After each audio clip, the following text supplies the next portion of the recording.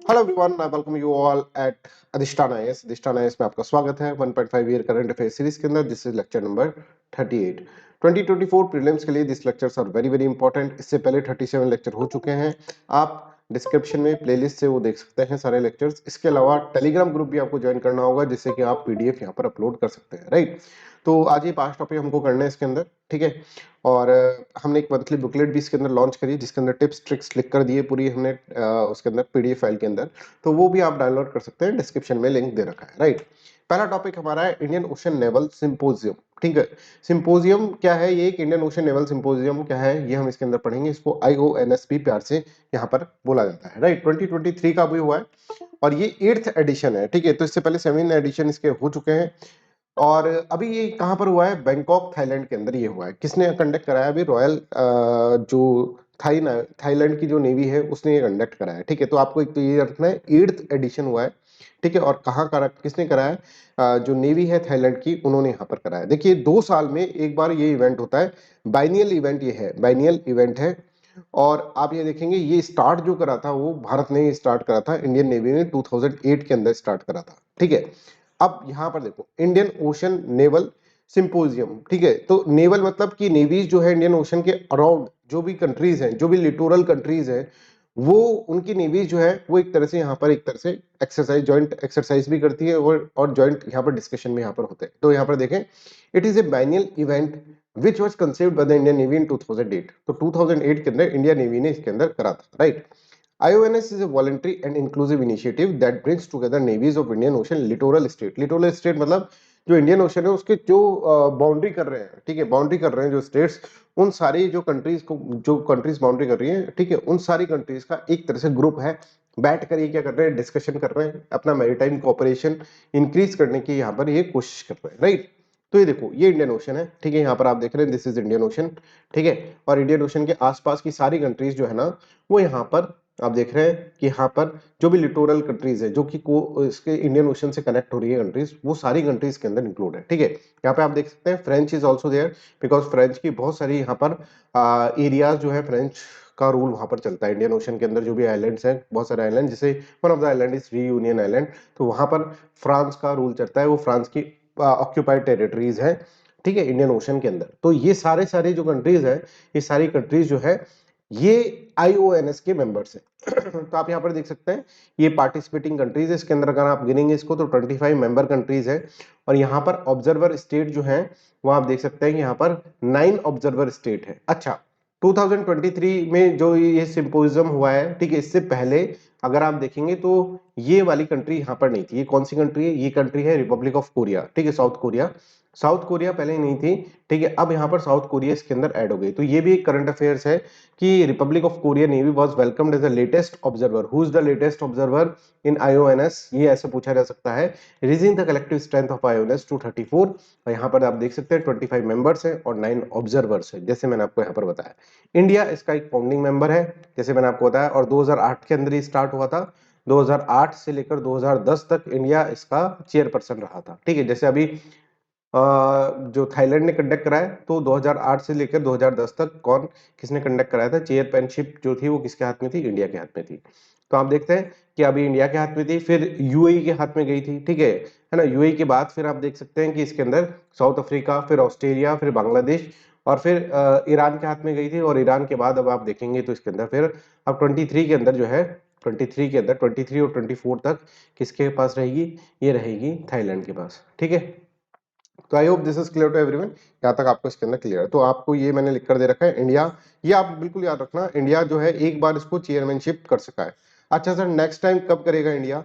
तो next time आने वाले समय में आई थिंक 2025 के अंदर इंडिया करेगा, ठीक है। 2025 के अंदर चेयरमैनशिप जो होगा वो इंडिया के पास होगी, ठीक है। तो यहाँ पे लिख दिया है 24 मेंबर नेशंस है दैट टच और lies within the Indian Ocean regions. और पहले 8 ऑब्जर्वर स्टेट्स हुआ करते थे, अब 9 ऑब्जर्वर नेशंस हुए हैं। और लास्ट जो है Republic of Korea is the latest one. Observer Nations के अंदर लेटेस्ट जो है वो रिपब्लिक ऑफ कोरिया है। नेक्स्ट इज नामदप्पा फ्लाइंग स्क्विरल, ठीक है। तो नामदप्पा क्या होता है पहले ये समझो। नामदप्पा एक नेशनल पार्क है, राइट। कैसे याद करोगे? कहां पर है ये? अरुणाचल प्रदेश के अंदर है, अरुणाचल प्रदेश, अरुणाचल प्रदेश। तो अरुणाचल प्रदेश का एक बॉयफ्रेंड था, मतलब अरुणा का एक बॉयफ्रेंड था, ऐसे याद करो। अरुणाचल प्रदेश को अरुणा से याद रखो, अरुणा का एक बॉयफ्रेंड था, उसके साथ भाग गई। तो उसके घर वाले बोले कि हमारे नाम पे तूने धप्पा लगा दिया, नाम पे धब्बा, धब्बा होता है ना धब्बा, तो नाम धप्पा अरुणाचल प्रदेश, ये आप इसके अंदर याद रखोगे, हो जाएगा याद, एक बार सोचोगे थोड़ा सा वेयर टेक्निक से, पर हो जाएगा। तो नाम धप्पा फ्लाइंग स्क्वेल, ठीक है। तो स्क्वेल मतलब क्या है, गिलहरी, ठीक है। फ्लाइंग मतलब जो फ्लाई करती है, पर ऐसे ही नहीं ये चील कौवों की तरह फ्लाई कर रही है, ठीक है, बर्ड की तरह फ्लाई कर रही है, नहीं, ये एक पेड़ से दूसरे पेड़ पे उछलती हुई जाती है और काफी अच्छी जंप मार लेती है, दैट्स वाई इसका यहाँ पर फ्लाइंग यहाँ पर ऐड करा हुआ है, ठीक है। तो अब ये 42 ईयर्स से दिख नहीं रही थी, है ना। अब 42 ईयर्स से दिख नहीं रही थी, वापस एकदम से दिखी है, ठीक है, दिसंबर 2022 की न्यूज है ये। तो मिसिंग फॉर 42 ईयर्स, 42 ईयर्स तक मिस थी, अब ये एकदम से अरुणाचल प्रदेश के अंदर देखी गई है, तो इसको इस तरह से यहाँ पर बोल दिया जाता है कि ये न्यूज के अंदर आ जाती है, ठीक है। तो 42 साल तक कहाँ थी तुम, तो ये बोली 42 साल तक मैं सो रही थी पर ये रात में तो सोती नहीं है, बिकॉज इट इज नॉक्टर्नल, है ना, तो झूठ पकड़ा गया इसका। तो नॉक्टर्नल स्पीसी है, ऐसे याद रखना, ये रात में नहीं सोती है, रात में एक्टिव रहती है, राइट।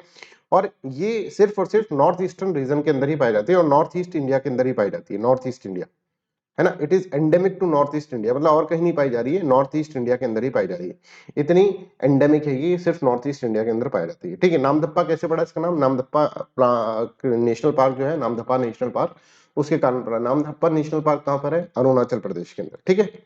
तो ये देखो, इट इज नॉक्टर्नल, ठीक है। और यहाँ पर देखें, endemic to the north eastern Indian mammal, it was named as Namdapha flying squirrel after location, it was discovered in an area which falls under the Namdapha national park, ठीक है।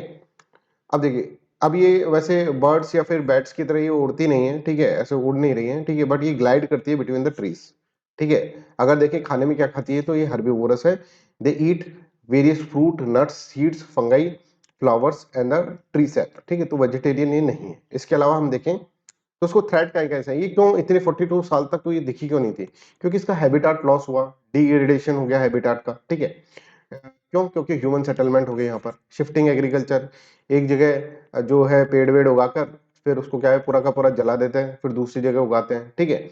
तो ये जो शिफ्टिंग एग्रीकल्चर टेक्निक है, उसके कारण क्या है, इसके हैबिटाट का लॉस हुआ, ठीक है, इसलिए ये नहीं मिलती थी, ठीक है। Extraction of non timber forest products, ठीक है, particularly the die of rattan palm, Zalacca secunda, जिसके अंदर ये रहती है, ठीक है, जिसके अंदर से ये जो प्लांट होता है, ये जो प्लांट है, इससे ये क्या करती है, अपने घर घर बनाती है, तो उसको काट दिया, क्योंकि नॉन टिम्बर फॉरेस्ट प्रोडक्ट्स के एक्सट्रैक्शन के अंदर इसके कारण घर बनाने के लिए इसके पास, अपनी छत बनाने के लिए इसके पास पेड़ पौधे नहीं रहे, जिसके कारण इसको थ्रेट है, राइट।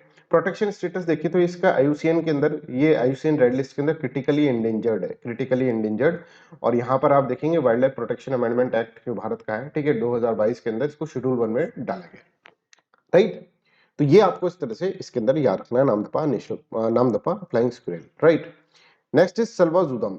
सल्वाजुदम वर्ड आपको ऐसे पूछा जा सकता है, Salwa Judum recently in the news, ये बताओ ये क्या है, ठीक है है ना। अब ये क्या है, ये भी अपने तरह का अलग ही कहानी है इसके अंदर, ठीक है। तो वो छत्तीसगढ़ में क्या था, अच्छा पहले ये देख लेते हैं सल्वाजुदम न्यूज में क्या है। क्योंकि नेशनल ह्यूमन राइट कमीशन ने मिनिस्ट्री ऑफ होम अफेयर को डायरेक्ट करा है कि जो 6 स्टेट के अंदर जो सल्वाजुदम वाला कॉन्सेप्ट चला था, ठीक है, उसके अंदर कौन कौन विक्टिम थे, ठीक है, विक्टिम जो थे, जो सल्वाजुदम के विक्टिम थे, ठीक है। अब ये सल्वाजुदम क्या होता है ये मैं आपको बताऊंगा, उनकी लिस्ट हमको दी जाए, ऐसा इसके अंदर एनएचआरसी ने बोला है, राइट। अब देखो सल्वाजुदम, ये एक तरह से है ना, एक है ना, अगर आप देखें गोंड ट्राइब जो है ना, उसका लैंग्वेज है, राइट, उसके लैंग्वेज का वर्ड है, जिसका मतलब है प्यूरिफिकेशन हंट, प्यूरिफिकेशन हंट, मतलब किसी का हंट कर रहे हैं क्योंकि उसको प्यूरिफाई हमको करना है, ठीक है। एक्चुअली सल्वाजुदम क्या है, कॉन्सेप्ट आया छत्तीसगढ़ के अंदर ही स्टार्ट हुआ था, एक कांग्रेस के लीडर थे, ठीक है, 2005 के आसपास ये कॉन्सेप्ट स्टार्ट हुआ। और इसके अंदर ऐसे बोला गया कि छत्तीसगढ़ के अंदर जो नक्सलाइट है ना, उनको हम पकड़कर उनको हम समझाएंगे, उनको हम किसी तरह से मेन स्ट्रीम में लेकर आएंगे, नक्सलाइट से कहेंगे कि भाई किसी तरह से अपने गोली बंदूकें ये सब छोड़ो और आप एक तरह से हमारे साथ जुड़े। ये एक तरह से स्टार्टिंग जो था वो गांधीयन टेक्निक्स यूज करके ऐसे करने की कोशिश की गई थी। बट आप देख रहे हैं नक्सलाइट्स, अगर कोई गांव वाला नक्सलाइट्स के खिलाफ खड़ा होता है तो नक्सलाइट उनको गोलियों से उड़ा देते थे, राइट। तो धीरे धीरे क्या हुआ कि जो लोग थे जो सल्वाजुदम के अंदर जुड़े थे, ठीक है, वो क्या करेंगे, वो अपने घरों में बंदूक रखने लग जाएंगे, जिससे कहीं नक्सलाइट आए तो उनको काउंटर कर सके। फिर बंदूक लड़ने लगे तो एक तरह से मिलिशिया बन गई, मिलिशिया। तो मतलब एक तरह से मिलिशिया बन गई। और मिलिशिया जो था ये ग्रुप ऑफ पीपल, ठीक है, जो कि क्या है, जो कि नक्सलाइट से फाइट कर रहे हैं सल्वाजुदम, इस तरह से इसके अंदर बोला गया। Right, I hope this is clear. तो एंटी माओइस्ट ऑपरेशन एक तरह से ये हुआ, सल्वाजुदम एक तरह से मिलिशिया बन गया जिसके हाथ पास हथियार है, और हथियार से वो क्या कर रहे हैं, नक्सलाइट से लड़ रहे हैं। अच्छा, गवर्नमेंट, स्टेट गवर्नमेंट ने का सपोर्ट था कि इसको, यस, स्टेट गवर्नमेंट का एलिजिबली सपोर्ट था इसको, इस मिलिशिया को, सल्वाजुदम को। तो स्टेट गवर्नमेंट, छत्तीसगढ़ की गवर्नमेंट उस वक्त रमन सिंह की गवर्नमेंट थी, बीजेपी के थे वो लीडर। तो उनको लगा कि यार सल्वाजुदम सही है, ये क्या कर रहे हैं, नक्सलाइट्स को मार रहे हैं, ये ठीक चीज है। ठीक है, कांग्रेस के लीडर ने स्टार्ट करी है, पर ये मार किसको रहे हैं, नक्सलाइट्स को मार रहे हैं। तो ये एक तरह से हमारा काम कर रहे हैं, ठीक है, पुलिस का काम कर रहे हैं लोग, है ना। तो इनको अपरोक्ष रूप से, ठीक है, परोक्ष रूप से, है ना, इनको क्या था, इनको एक तरह से गवर्नमेंट का और मिलिट्री का दोनों का सपोर्ट था। तो यहाँ पर देखें, the term Salwa Judum translate to the purification hunt in the local Gondi language, ठीक है, गोंड ट्राइब है उसकी लैंग्वेज के अंदर इसको प्यूरिफिकेशन हंट बोला जाता है। इट वाज अ मिलिशिया, ठीक है, that has been deployed as a part of anti Maoist operations in the Chhattisgarh. ठीक है, तो ये स्टार्ट, जैसे मैंने कहा था, गांधीयन टेक्नोलॉजी पे, टेक्निक्स पे स्टार्ट हुई थी, पर गांधी टेक्निक्स को छोड़कर ये क्या करने लगे, इन्होंने सबने हथियार वत्यार रख लिए और फिर वो नक्सलाइट्स को नक्सलाइट्स की भाषा के अंदर ही जवाब देने लग गए। ठीक है, specially mobilise with the intention of countering Naxalite violence in the Chhattisgarh region. और फिर धीरे धीरे और स्टेट भी इंस्पायर्ड होंगे और स्टेट सोचेंगे यार ये तो बढ़िया काम है ना, स्टेट का हाथ भी नहीं माना जा रहा है इसके अंदर, और कुछ लोग खड़े हो रहे हैं, प्राइवेट मिलिशिया बन रही है एक तरह से, जो क्या कर रहे हैं, नक्सलाइट्स को मार रहे हैं। Salvadudam began receiving military and the police support when the Chhattisgarh state signed mining agreement with the Tata and the SR group. Tata और एसआर ग्रुप से माइनिंग एग्रीमेंट साइन करे छत्तीसगढ़ गवर्नमेंट ने। अब जो नक्सलाइट है वो भड़क जाएंगे, बोलेंगे हमारी जमीन लेंगे ये लोग, टाटा और एसआर ग्रुप, ठीक है। तो वो क्या कर रहे हैं, वो थोड़े से ज्यादा अग्रेसिव हो जाएंगे। तो उनके पैरेलली सल्वाजुदम को यहाँ पर खड़ा करा गया और स्टेट का वहां पर सपोर्ट हुआ, जिससे कि माइनिंग ऑपरेशन स्मूथली रहे। The state would deploy militia like the Salwa Judum to cleanse the region of the naxalite, naxalite के लोगों को मार दे। ठीक है, इस तरह से ये हुआ। अब जैसे ये हुआ ना, तो यहाँ पर लोगों ने, ह्यूमन राइट्स एक्टिविस्ट जो है वो कहेंगे कि सल्वाजुदम है ना बहुत ज्यादा अत्याचार कर रहा है, नक्सलाइट्स को मार रहा है, और इसके अंदर स्टेट गवर्नमेंट जो है ना वो भी इसको सपोर्ट कर रही है। तो देखो, it was operational between 2005 and 2011 before it was ban by the supreme court. तो जब ये सुप्रीम कोर्ट के पास जाएगी ये बात, तो सुप्रीम कोर्ट कहेगा कि यार ये क्या कर रहे हो तुम, ठीक है, state government supported private militia खड़ी कर रखी है नक्सलाइट्स के खिलाफ, ये तो बिल्कुल इलीगल है और अनकॉन्स्टिट्यूशनल है। तो नन्ही सुंदर वर्सेस स्टेट ऑफ छत्तीसगढ़, ठीक है, केस के अंदर ये बोला गया सुप्रीम कोर्ट के द्वारा कि ये बिल्कुल एक नंबर की क्या है, एक नंबर की इलीगल और अनकॉन्स्टिट्यूशनल ऑर्गेनाइजेशन है, इसको अभी के अभी बंद करा जाए। हालांकि इसको ऐसा बोला गया, इसको बैन कर दिया गया सुप्रीम कोर्ट के द्वारा, फिर भी काफी समय तक ये चलती रही। Right, critics accuse सल्वाजुदम of human right abuses including forced displacement, arbitrary arrest, इस तरह से इनको अक्यूज करा जाता था। राइट, आई होप सल्वाजुदम का कॉन्सेप्ट आपको सबको समझ में आ गया होगा। Right, next is black tiger. Black tiger और मिलेनिस्टिक टाइगर, यहाँ पर अपन इसके अंदर समझते हैं ब्लैक टाइगर क्या होता है। आपने टाइगर देखा होगा, टाइगर को कभी काला नहीं देखा होगा, पर ये देखो, ये एक ऐसा टाइगर होता है जिसके अंदर काले काली धारियां इसके अंदर होती है, और कभी तो पूरा का पूरा टाइगर ही काला हो जाता है। ठीक है, अभी ब्लैक टाइगर बना कैसे, तो ये ब्लैक टाइगर जो है ना, सिंपलीपाल टाइगर रिजर्व के अंदर पाया जाता है। और सिंपलीपाल टाइगर रिजर्व क्या है, उड़ीसा। अब इसको कैसे याद करोगे, देखो सिंपलीपाल ऐसे याद करो, सिमलीपाल, ठीक है, सिमलीपाल, सिंपलीपाल नहीं है, सिमलीपाल, सिमलीपाल, सिमलीपाल को ऐसे याद करो, सिंपल पाल, पाल मतलब दोस्त होता है, सिंपल, सिंपली ऐसे याद करो, ठीक है, सिंपल। अब सिंपल मतलब बहुत ही इनोसेंट सा दोस्त, ऐसा मिलना आज की दुनिया में थोड़ा सा मुश्किल है, ऑड है, ऑड, तो उससे उड़ीसा याद कर लो। तो सिमलीपाल जो है वो उड़ीसा के अंदर है, ये इस तरह से आपको याद हो जाएगा। ठीक है, अब यहाँ पर है ना ज्यादातर ब्लैक टाइगर्स मिलते हैं, है ना। अगर आप देखें ब्लैक टाइगर्स यहाँ पे मिलते हैं, भारत के अंदर जो भी ब्लैक टाइगर मिले हैं, ठीक है, इवन पूरे वर्ल्ड के अंदर जो ब्लैक टाइगर मिलते हैं, तो इसके अंदर सबसे ज्यादा यहाँ पर मिलते हैं।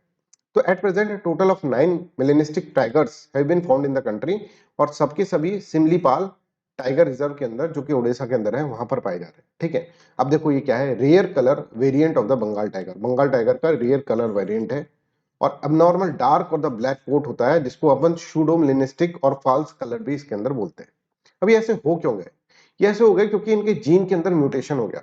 अब जीन के अंदर म्यूटेशन क्यों हो गया, इसकी कहानी सुनिए। देखियो, टाइगर्स जो थे ना, ये जो थे, ये वाले टाइगर्स, बंगाल टाइगर्स जो थे, बंगाल टाइगर्स बहुत कम हो गए थे, है ना, बंगाल टाइगर जैसे बहुत कम हो गए। अब ये क्या हो गए, विद इन फैमिली ये क्या करने लग गए, रिप्रोडक्शन करने लग गए। ठीक है ना, जैसे टाइगर जो हो गए विद इन फैमिली, रिप्रोडक्शन करने लगेंगे, जिसको हम बोलेंगे जेनेटिक ड्रिफ्ट होने के इसके अंदर जो हो गया ना, वो उसके कारण इसके अंदर म्यूटेशन हो गया। अब देखो क्या हुआ कि एक ही फैमिली के अंदर ही ये क्या है, रिप्रोडक्शन करने लग गए, ठीक है। जैसे भाई बहन के अंदर रिप्रोडक्शन होने लग गया। मान लो एक एक फैमिली है टाइगर की, ये टाइगर है और ये टाइग्रेस है, इसका एक बेटा हुआ और एक बेटी हुई, तो ये आपस के अंदर ही इन्होंने क्या करा, इन्होंने रिप्रोडक्शन स्टार्ट कर दिया। तो इससे जो ब्रीड बनी ना, ऐसे बहुत लंबे समय तक होने लग गया।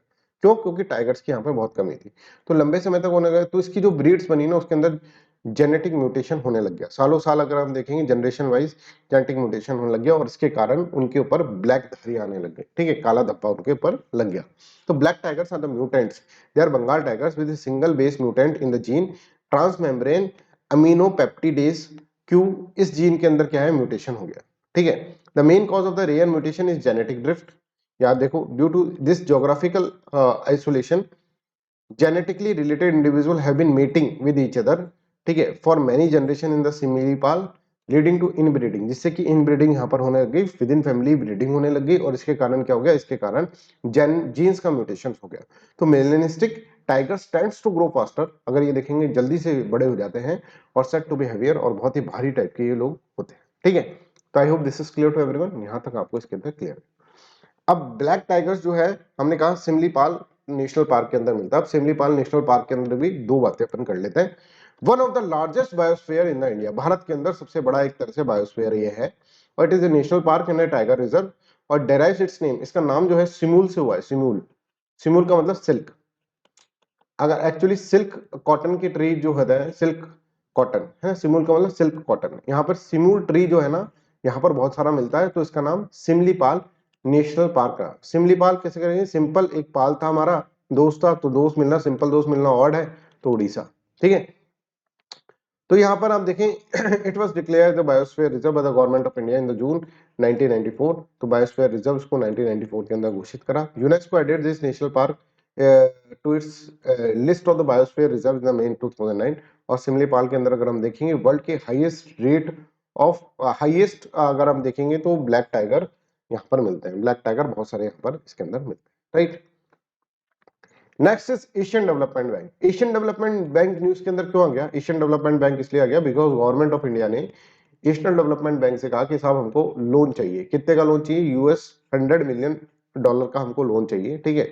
और क्यों क्यों चाहिए? बिकॉज त्रिपुरा के अंदर अर्बन सर्विसेज को हमको इंप्रूव करना है, जिससे वहां पे टूरिज्म इंप्रूव हो। तो एशियन डेवलपमेंट बैंक इसलिए न्यूज के अंदर आ गया, ठीक है। तो एडीबी, एशियन डेवलपमेंट बैंक, ये कॉन्सेप्ट जो है 1966 के अंदर स्टार्ट हुआ। और इसके अंदर क्या है, इसके अंदर ये बोला गया कि जो भी एशिया के अंदर, ठीक है, एशिया और पैसिफिक रीजन के अंदर, अब ये याद रखें, एशिया एंड पैसिफिक, एशिया और पैसिफिक रीजन के अंदर सोशो इकोनॉमिक डेवलपमेंट हमें करना है ना।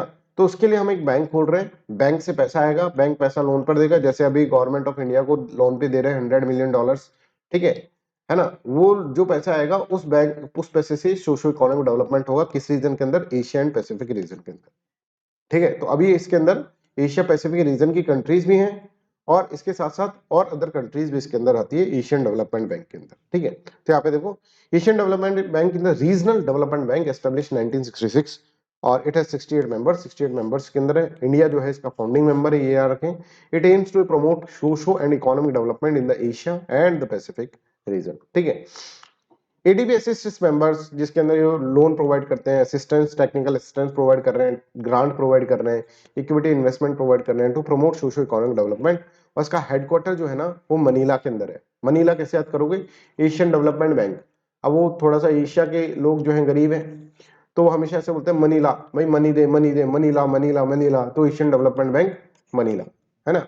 फिलीपींस मनीला के अंदर ये है, राइट। तो इसकी वेबसाइट में भी आप देखोगे तो यही बात रख रखी है, 1996 के अंदर है। अभी 68 कंट्रीज हैं इसके अंदर, 49 कंट्रीज जो इसी रीजन के अंदर से हैं। बाकी की जो कंट्रीज हैं वो एशिया और पैसिफिक के अलावा जो रीजन है उसके ये कंट्रीज हैं, ठीक है। टेक्निकल असिस्टेंस, ग्रांट, लोन ये सब प्रोवाइड करती है। सब कुछ इसकी वेबसाइट से देख के बनाया गया। 31 दिसंबर 2019 को एडीबी का अगर हम देखें तो Japan, United States of America, China as well as India, India चौथे नंबर पे है। तो फोर्थ लार्जेस्ट अगर हम देखेंगे तो चौथा लार्जेस्ट इंडिया इसके अंदर शेयर होल्डर है, ठीक है, एशियन डेवलपमेंट बैंक के अंदर, राइट। चलो भाई, ऑर्गेनाइजेशनल स्ट्रक्चर देखें तो इसका एक बोर्ड ऑफ गवर्नर का स्ट्रक्चर है, मेंबर कंट्रीज तो है, बोर्ड ऑफ गवर्नर्स आप देख सकते हैं, बोर्ड ऑफ डायरेक्टर्स, ये इसका ऑर्गेनाइजेशनल स्ट्रक्चर के अंदर मेन है, ठीक है। तो इसके अंदर अगर हम देखेंगे बोर्ड ऑफ गवर्नर के अंदर, ये जो है board of governor, this is the highest decision making body, यही पॉलिसी डिसाइड करती है कि कहां पर किसको कितना पैसा देना है लोन की तरफ, टेक्निकल असिस्टेंस किसको प्रोवाइड करना है, ग्रांट किसको प्रोवाइड करनी है, ये सब देखते हैं। is the board of governors which comprises one representative from each member nation, her member nation में से एक representative इसके अंदर आएगा। 49 तो members जो है एशिया पैसिफिक के अंदर से हैं और 9 आउटसाइड द रीजन है, ये आपको इसके अंदर याद रखना है। ऐसे पूछेंगे एशिया एंड पैसिफिक रीजन के अंदर से ही इसके मेंबर है क्या ओनली, ऐसा लगा अगर पूछेंगे तो फिर आप कहेंगे नहीं नहीं साहब, 19 मेंबर तो इसके आउटसाइड द रीजन में भी है। बोर्ड ऑफ डायरेक्टर्स के अंदर हम देखें तो governor elects 12 members to the form the board of directors which performs its duties full time at the ADB headquarters. Directors supervise ADB's financial statements, approves its administrative budget, review and the approve all policy documents and all loans, equity and technical assistance operation, ये सब चीजें इसके अंदर करते हैं, right. I hope this is clear to everyone and this is all about today's class. मैं आपको बताना चाहता हूँ बहुत सारे स्टूडेंट्स मॉड्यूलर कोर्सेज परचेज कर रहे हैं, this are very low cost batch, ठीक है, जिसके अंदर बहुत हाई क्वालिटी के अंदर पढ़ाया जाता है, प्रीलिम्स ओरिएंटेड बैच है, जिसके अंदर बहुत सारी सब्जेक्ट्स से मैंने पढ़ाए, जैसे इकोनॉमिक्स का बैच है, इंडियन पॉलिटी का बैच है, हिस्ट्री मॉडर्न हिस्ट्री का है, इंटरनेशनल रिलेशंस का है, ज्योग्राफी का बैच है, एनवायरमेंट इकोलॉजी का, ये सारे बैच आपके लिए इंपॉर्टेंट है। एक और हम सीरीज स्टार्ट कर रहे हैं करंट अफेयर्स की, तो 1.5 ईयर करंट अफेयर सीरीज है ही। एक सीरीज है that is known as what, that is known as your prelims is coming series, ठीक है। प्रीलिम्स कमिंग सीरीज के अंदर हम क्या करेंगे, स्टैटिक पोर्शन के अंदर कुछ क्लिप्स के फॉर्म के अंदर, ऐसे पूरा बर्डन ऑफ नहीं करेंगे आपको, कुछ क्लिप्स के फॉर्म के अंदर हम आपको क्या करेंगे, बहुत इंपॉर्टेंट कंटेंट जो कि हाई यील्ड कंटेंट है, मतलब जो कि आने आने एग्जाम के अंदर, ठीक है, बहुत ज्यादा प्रोबेबिलिटी है उसके आने की, वो सारे टॉपिक्स जो होंगे हम उसके अंदर डालेंगे, राइट। कुछ कंसेप्चुअल अंडरस्टैंडिंग डालेंगे, जहां पर जो अंडरस्टैंडिंग आपको नहीं हुई होगी अभी तक, वैसी अंडरस्टैंडिंग वहां पर होगी, वो जल्दी आई थिंक 20 जनवरी से पहले पहले ही वो स्टार्ट कर देंगे, राइट। तो दैट्स ऑल। मैं उसके अंदर बहुत सारे जो लेक्चर्स बना रखे हैं मैंने, इन सब के अंदर से ही, उसके अंदर से जो इंपॉर्टेंट कॉन्सेप्ट्स हैं वो सारे के सारे इकट्ठे कर रहा हूँ, जिससे कि आपको इसके अंदर प्रोवाइड करा जाए, राइट, क्लिप्स के फॉर्म के अंदर वो दिया जाए। सो और आपको अगर कंप्लीट कोर्स लेना है तो कंप्लीट कोर्स आप यहाँ पर दे सकते हैं, बहुत ही सस्ते के अंदर बहुत अच्छी क्वालिटी में कोर्सेज बनाए गए। So that's all for today's class, thank you so much.